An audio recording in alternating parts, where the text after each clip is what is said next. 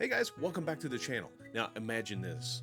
You're on a balcony, hot coffee in hand, wrapped up in a puffy jacket, and suddenly a humpback whale surfaces right next to your cruise ship. Or you're looking out staring at the towering blue ice cliffs and they crack and crash into the sea, and then you see a sea otter just float by like they're on vacation. Alaska by cruise is absolutely wild, and today I'm going to take you with us through Glacier Bay and College Fjord aboard Princess Cruise Line. Trust me, you're going to want to stick around for this one.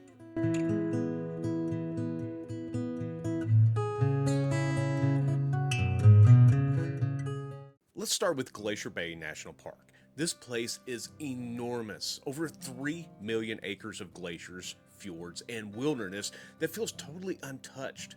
Princess is one of the only cruise lines that is allowed to bring ships into Glacier Bay, so you're getting a rare front row seat at this place. The ship slows way down as you sail in.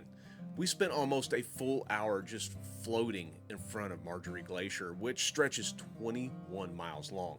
It regularly breaks off huge chunks of ice, which is what they call calving, and when they hit the water, it's like a cannon going off.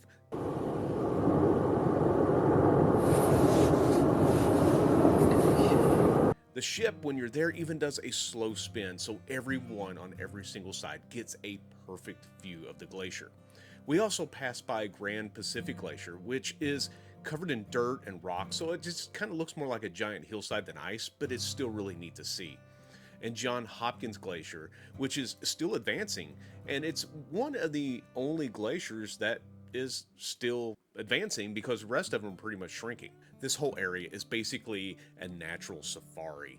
Every time that we turned around, there was something else to see. We spotted sea lions just lounging around, bald eagles soaring overhead, and even one of them that was perched on an iceberg. It's like it was posing for pictures for their cruise ship or something. There were tons of seagulls too, some even bold enough to land right on the ship's railing and practically smiling for the camera.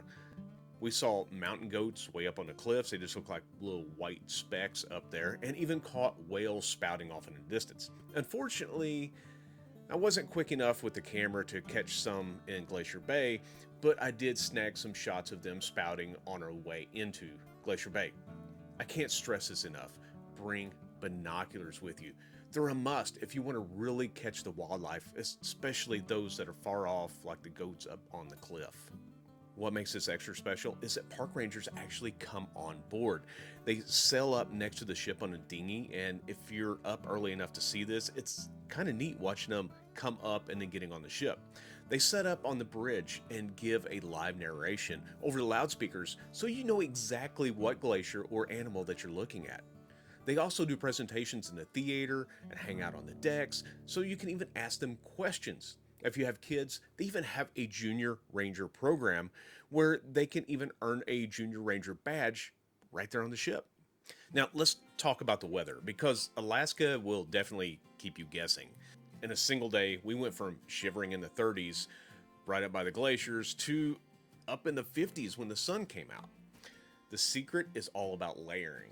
We wore t-shirts under fleece pullovers and then waterproof jackets on top of that, plus we had hats and gloves. Good shoes are also important too, since it rains a lot and the decks can get slick. Now, keep in mind, the earlier or even later you cruise in the season, the colder it's going to be. We went early, so we had a few more chilly days than you would probably see in midsummer.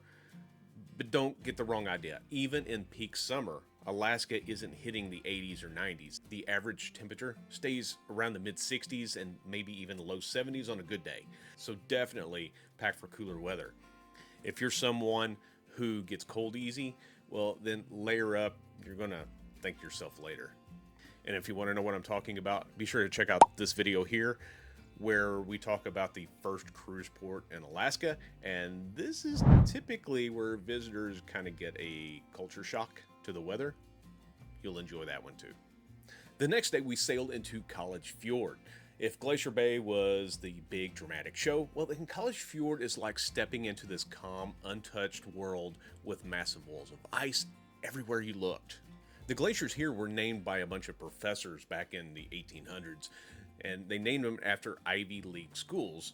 So you've got like Harvard, Yale, and even Vassar and Wellesley. Unfortunately, we didn't spot any whales here since it was still a little early in the season and they just hadn't quite made their way up into College Fjord yet. But the whole area was so peaceful. It felt like stepping back in time. You don't have to imagine what explorers saw hundreds of years ago because it still looks pretty much the same as it did back then. This is where I really loved having our balcony, just sitting out there, taking it all in, watching the waterfalls pour down the cliffs, the ice break off into the sea. It was unreal. These videos might look amazing, but I'm telling you, they don't even come close to seeing all of this in person. Princess Cruise Line really brings Alaska on board. They had Libby Riddles, who is the first woman to ever win the Iditarod. She came on board to tell her story. It's an incredible tale of grit, determination, and if you've never heard it, definitely look it up or catch her talk if you ever get a chance. They also bring sled dog puppies into the piazza, but you can't hold them since they were so young. I know, it's so disappointing. But you could step up and take your photo and then watch them snuggle up with their handlers. It was still pretty awesome. They even put together a special dinner out on the pool deck area, grilling up Alaska salmon and other local specialties right under the sky. Each evening in the main dining room, there was usually some kind of Alaska option on the menu, mostly centered around seafood, of course. It all really added to the Alaska vibe and made the whole trip even more authentic. So now I'm going to give you a little tip about viewing areas. Popular spots like Skywalker's Lounge and other big indoor viewing areas get packed, especially on glacier days when everyone is hunting for that perfect shot. Having a balcony is totally a game changer. You can step out anytime, skip the crowds, and enjoy your own private show. Now, I'm not saying that it's not worth heading up to the top decks to check out the glaciers and scenery from a different viewpoint. We absolutely did that ourselves. The problem is that if you want to sit and relax, it's tough to find a seat with a view. And if you do, chances are someone's just going to walk right up in front of you and just stand there. That's why having your own balcony is worth it.